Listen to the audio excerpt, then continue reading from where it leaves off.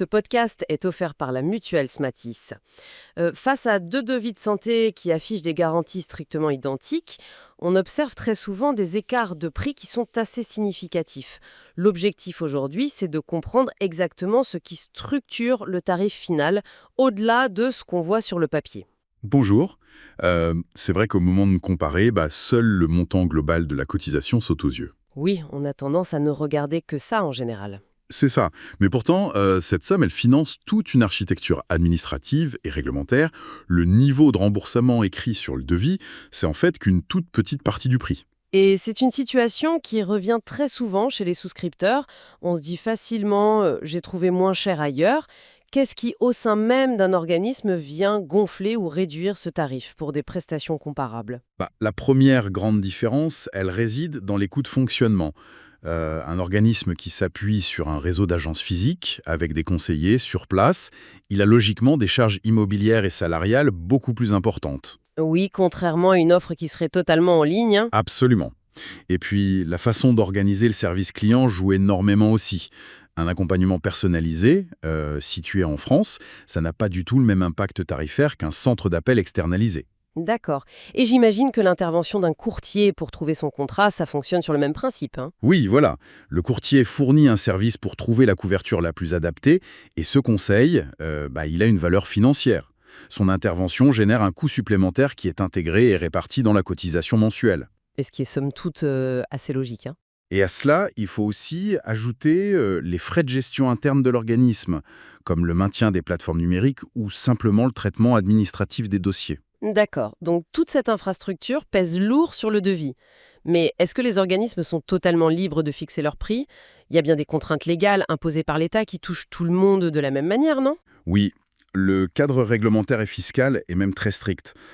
Toutes les complémentaires sont soumises à ce qu'on appelle la taxe de solidarité additionnelle, la TSA. D'accord. Mais en fait, le niveau de cette taxe, il varie selon la nature du contrat. C'est là qu'intervient la distinction entre les différents types de contrats? Exactement.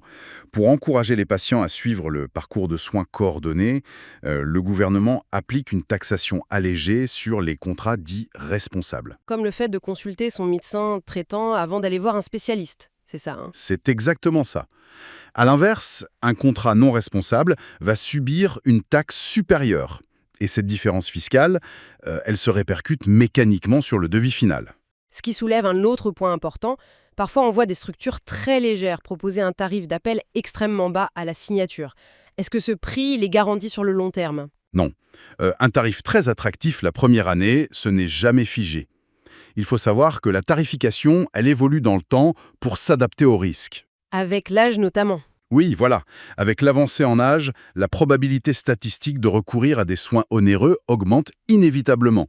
Donc, les organismes ajustent automatiquement les assurés dans des tranches tarifaires supérieures. D'accord, pour anticiper ces dépenses médicales à venir. C'est ça, sans oublier les revalorisations annuelles du marché.